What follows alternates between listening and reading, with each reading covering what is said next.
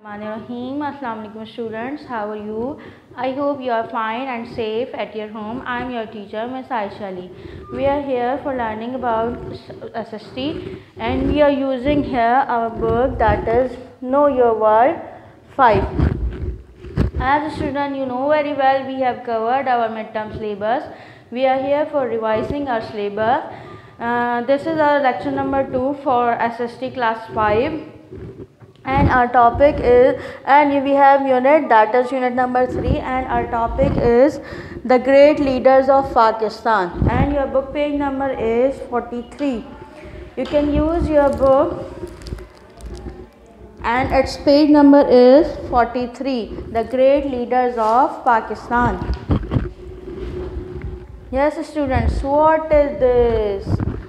What is this? This is the flag of Pakistan. What is this? This is the flag of Pakistan. Yes student, क्या सोचते हैं आप अपनी country के बारे में? ये कैसे हासिल हुई? हमें बस अचानक से कहीं से मिल गई या इसके लिए किसी लोगों ने कुछ मेहनत की? क्या किया? कुछ सोचा इस बारे में? यकीनन बिल्कुल सोचा होगा। इससे पहले किसी भी चीज़ को शुरू करने से पहले उसके बारे में सोच आती है, उसके बारे में ख़याल आता है, उसके बारे में कोई तसव्वुर आता है कि कोई चीज़ होगी तो वो कैसी होगी। इसी तरह से पाकिस्तान बनाने के लिए भी पाकिस्तान का तसव्वुर, पाकिस्तान का ख़याल किस शख्सियत के जहन में उभरा? वो शख्सियत थी डॉक्टर अल्लामा मोहम्मद इकबाल। वो शख्सियत कौन थी? Doctor Allama Mohammad Iqbal. He was the thinker of Pakistan, he was the dreamer of Pakistan. Allama Iqbal वो शख्सियत हैं जिन्होंने पाकिस्तान के बारे में ख्वाब देखा कि एक ऐसी स्टेट होगी, एक ऐसी कंट्री होगी जो मुसलमानों के लिए होगी। और उससे पहले ये मुसलमानों की एजुकेशंस के लिए जितना काम किया, वो किसने काम किया? वो थे सर सैयद अहमद ख़ान। कौन थे वो? Sir Syed Ahmad Khan. You can see him in your book page number 43. He is sir Syed Ahmad Khan. उन्होंने ही वॉज बोर्न इन 1817 इन दिल्ली. ही वॉज अ जज. He was a judge and he wrote many pamphlets. उन्होंने क्या किया? उन्होंने मुसलमानों और ब्रिटिश के दरमियान बहुत सारे कन्फ्यूजन्स थे, बहुत सारी मिसअंडरस्टैंडिंग्स थी, जिन्हें दूर करने के लिए वो चाहते थे कि मुसलमान भी तरक्की करें, मुसलमान भी तालीम हासिल करें, मुसलमान भी अच्छी जॉब्स करें। तो उन्होंने मुसलमानों और ब्रिटिश गवर्नमेंट के दरमियान जो इख्तलाफात थे उनको ख़त्म करने के लिए बहुत ज़्यादा कोशिश की, जिसके लिए उन्होंने क्या यूज़ किया? उन्होंने पम्फलेट्स राइट किए जिसका नाम था the causes of Indian revolt. और उसके अलावा उन्होंने जर्नल्स रिटन किए, उसका नाम था तहज़ीबुल अखलाक। और उन्होंने क्या किया कि बहुत सारी जो हैं उनके काम है जो उन्होंने मुसलमानों के लिए किया, मगर जो बहुत ज़्यादा याद रखा जाता और बेसिक काम और जो आगे बढ़कर जिसने बहुत ज़्यादा नाम किया वो था, उन्होंने एक इदारा कायम किया, एक स्कूल कायम किया जिसका नाम था मोहम्मदन एंग्लो ओरिएंटल कॉलेज। जो पहले एक स्कूल था उसके बाद वो एक कॉलेज बना। वो कॉलेज कब बना? वो कॉलेज बना 1875 में। और देन फिर वो तरक्की करता गया और then it became a university, that was Aligarh Muslim university in 1920।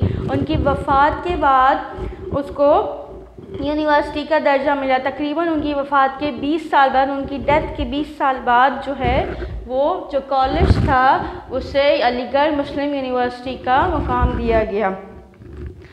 बहुत सारी उनकी जो है खिदमात हैं, मैं इसको डिटेल में अभी आपके सामने रीड करती हूँ।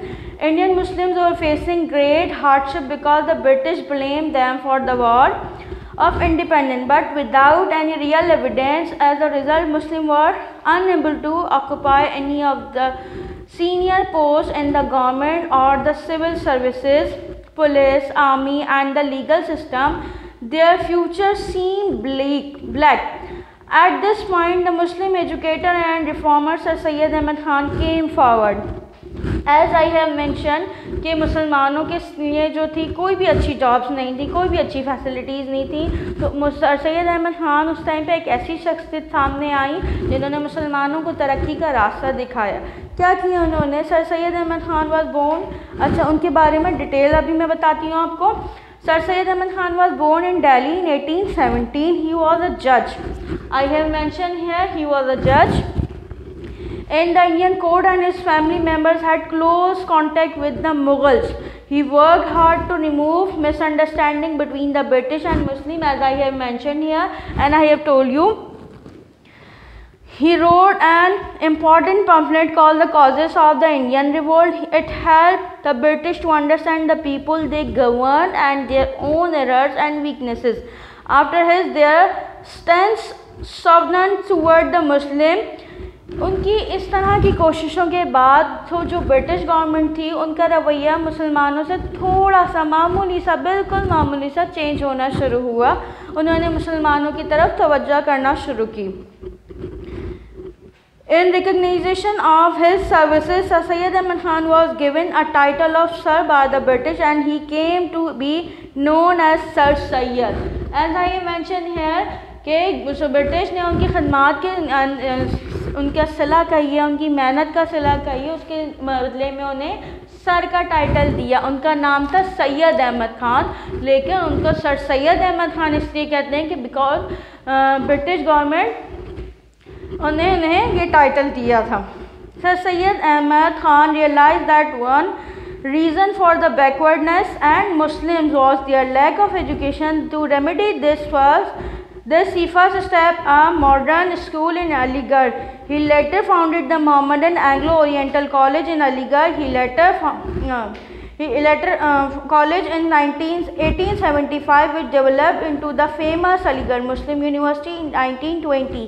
He advised Muslims to study English and science as well as Islamic studies.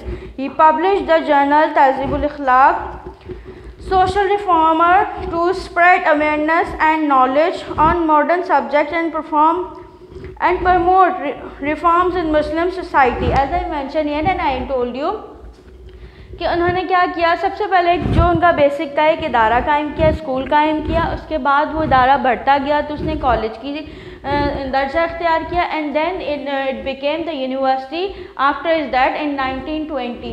He published journal for Tahzeeb al Akhlaq and he died in 27 March in 1898 at Aligarh, India.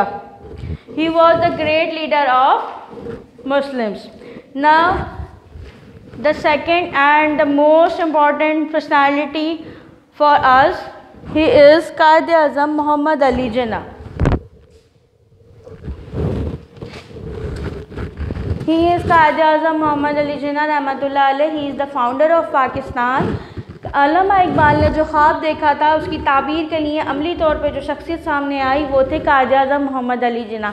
इनकी क़यादत में पाकिस्तान बना और ये आज भी हमारे कायद हैं और दुनिया इन्हें क़ायद-ए-आज़म मोहम्मद अली जिन्ना के नाम से जानती है।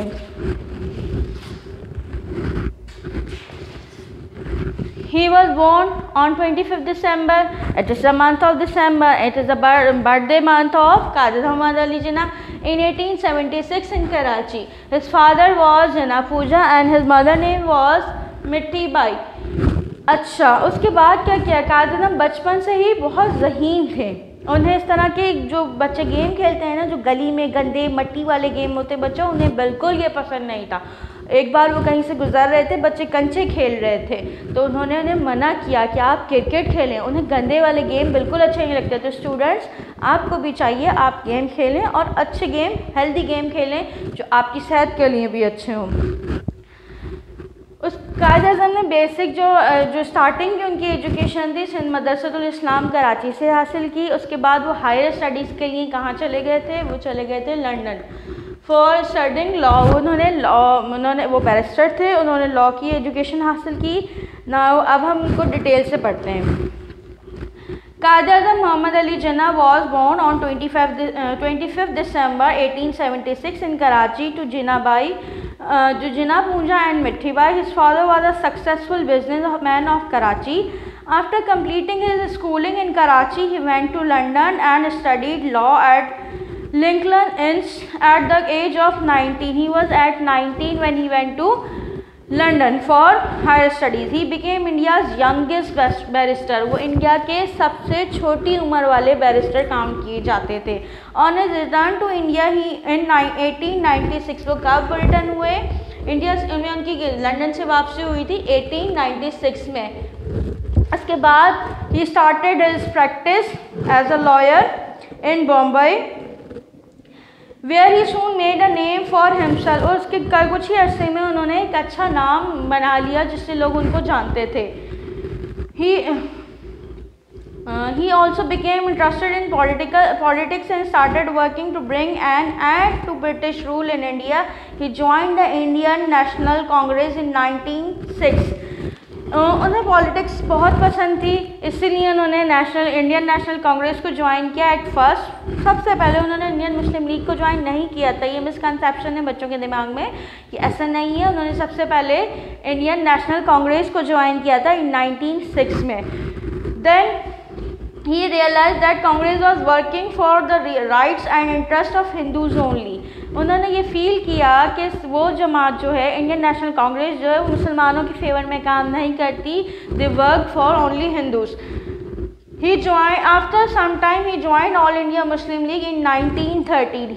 In 1913 he joined All India Muslim League. That was the party for the Muslims. At first he worked to bring Hindus and Muslims together. शुरू में उन्होंने बहुत कोशिश की कि मुसलमान और हिंदू जो हैं एक प्लेटफॉर्म पे आके काम करें, मिलकर एक दूसरे के लिए काम करें, मगर ऐसा मुमकिन ना हुआ क्योंकि हिंदू जो थे वो नहीं चाहते थे कि मुसलमान भी तरक्की करें.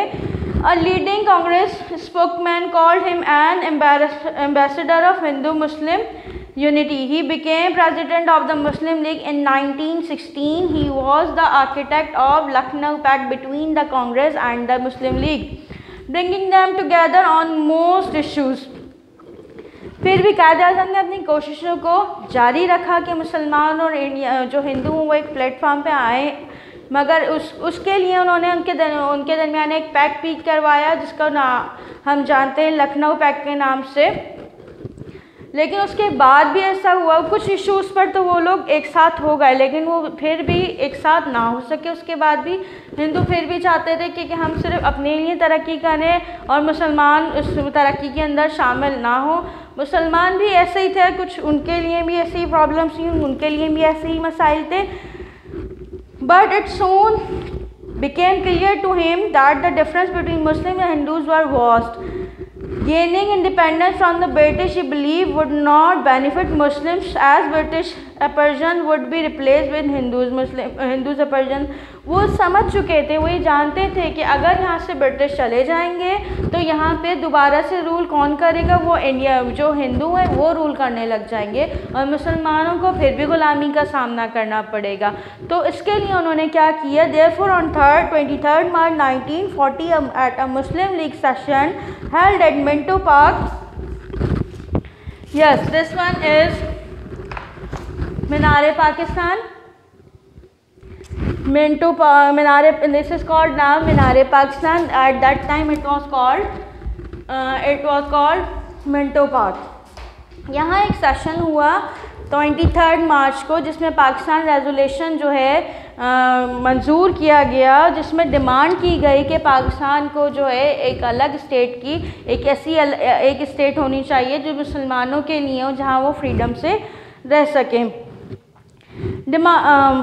Qaid-e-Azam worked relentlessly toward this and had finally succeeded in 1947 when the British decided to leave the subcontinent after granting independence to India and Pakistan as two separate countries. Qaid-e-Azam became the first Governor General of Pakistan. He had been suffering from the tuberculosis but had hidden this fact from everyone. He survived for only 1 year after the creation of Pakistan. He died on 11 September 1948, leaving behind a nation in mourning for their great leader and benefactor. इसके बाद जो था 1940 में जो एक हमारा session हुआ था मिंटो पार्क में, उसके अंदर डिसाइड किया गया, उसमें डिमांड की गई कि जो है हमें एक अलग स्टेट चाहिए for the Muslim, where we can live with freedom. उसके बाद क्या हुआ, इसी कोशिश में लगे रहे, सालों गुजरे तो मेहनत चलती रही लोगों की, और क्या हुआ 1945 और 46 में इलेक्शन हुए जिसमें आइडेंटिफाई किया गया कि मुस्लिम्स की मेजॉरिटी वाले एरियाज़ कौन से हैं। उन एरियाज़ को आइडेंटिफाई करने के बाद 1947 फिर एक साल मज़ीद सारे इस प्रोसेस में गुजरा। ब्रिटिश गवर्नमेंट जो थी उसने डिसाइड किया कि they are going to leave subcontinent and Pakistan और इंडिया जो है, इंडिया को आज़ादी मिल गई और पाकिस्तान एक दुनिया के नक्शे पे एक नई स्टेट के तौर पे सबके सामने आया।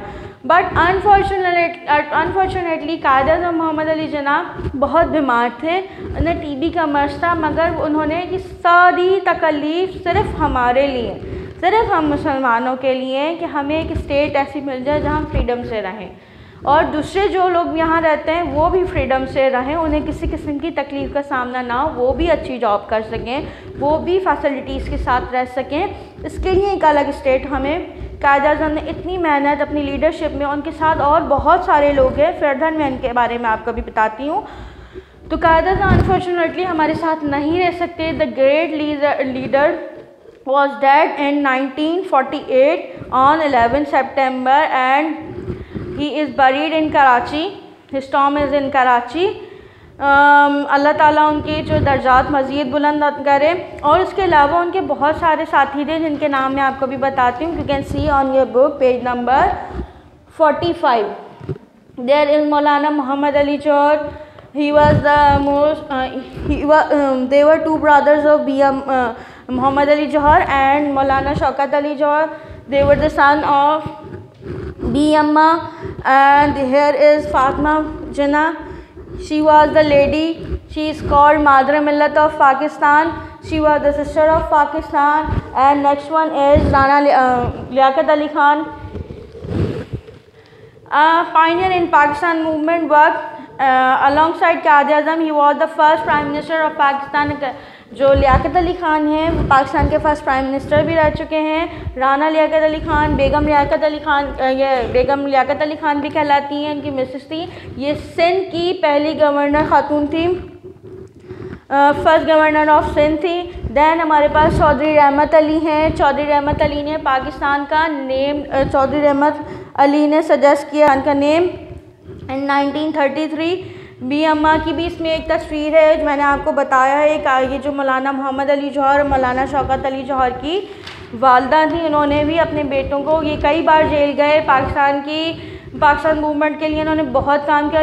ये स्टूडेंट थे उस वक्त, मगर इनकी वालदा इन्हें बहुत सपोर्ट करती थी और कितनी मुश्किलें उठाते थे, ये जेल भी चले जाते थे मगर फिर भी इनको वो सपोर्ट जारी रखती थी। बहुत सारे लीडर्स ने इस पूरे प्रोसेस को, इस पूरी जर्नी को आप तक लेकर आने के लिए, कुछ का मैं आपको यहाँ नाम बताया, इनको शो करवाया है, लेकिन ऐसे बहुत सारे हीरोज़ हैं अभी जो अभी अननेम्ड हैं, अनरिवील्ड हैं। अल्लाह ताला उनके दर्जात बुलंद कराए। Students, I hope you get it very well.